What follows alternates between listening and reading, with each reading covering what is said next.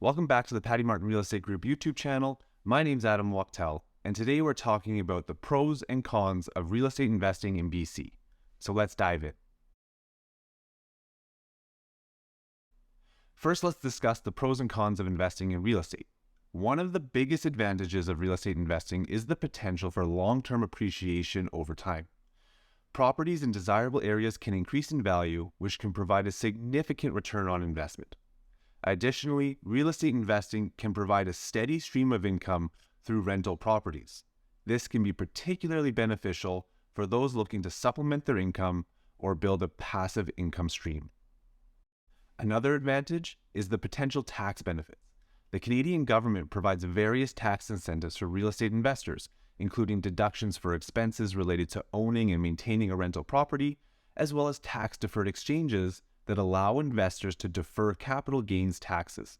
Make sure you speak with your accountant to find out all the tax-saving measures.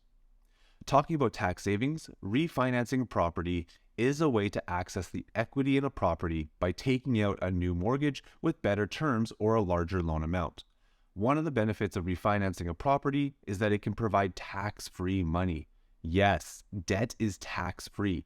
This is because when you refinance, you're essentially borrowing against the equity in the property rather than receiving income. As a result, the money you receive from refinancing is not subject to income tax. Just make sure you're using the money wisely and investing in more assets. Additionally, real estate investing can provide diversification in your investment portfolio. By investing in real estate, you're not solely relying on the stock market or other investments, which can be subject to volatility.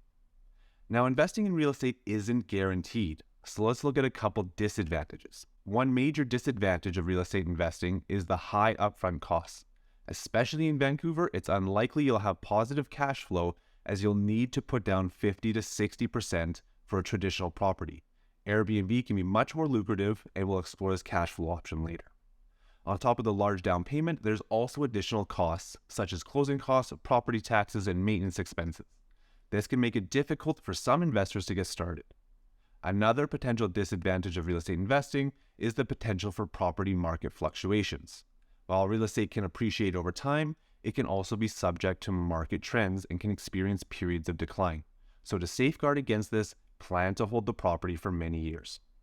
As a rental property owner in Vancouver, there are a few taxes you should be aware of: the empty homes tax, speculation tax, and underutilized home tax.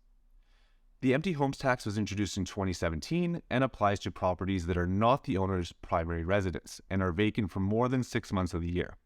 The tax for 2022 is 3% of the assessment value, which is increasing to 5% in 2023. The speculation tax was introduced in 2018 and applies to properties that are not the owner's primary residence and are not rented out for at least 6 months of the year. The tax rate varies depending on the owner's residency status and the location of the property. For non-Canadian residents, the tax rate is 2% of the assessed property value, while Canadian residents who don't live in BC, the rate is 1%. This tax is intended to discourage real estate speculation and to encourage property owners to rent out their homes.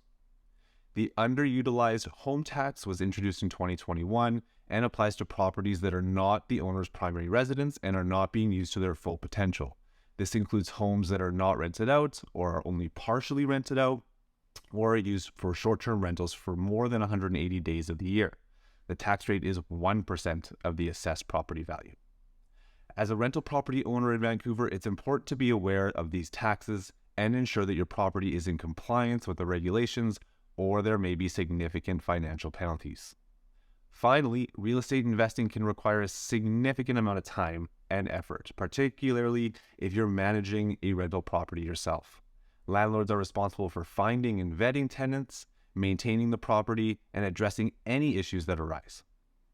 So in conclusion, real estate investing can provide many benefits, including long-term appreciation, tax benefits, and diversification. However, it's important to consider the potential disadvantages such as high upfront costs, market fluctuations, taxes, and the time and effort required for property management. I hope this video has helped you better understand the pros and cons of real estate investing. If you want to get in touch and talk about investment opportunities and explore cash flow, click the link in the description to get in touch.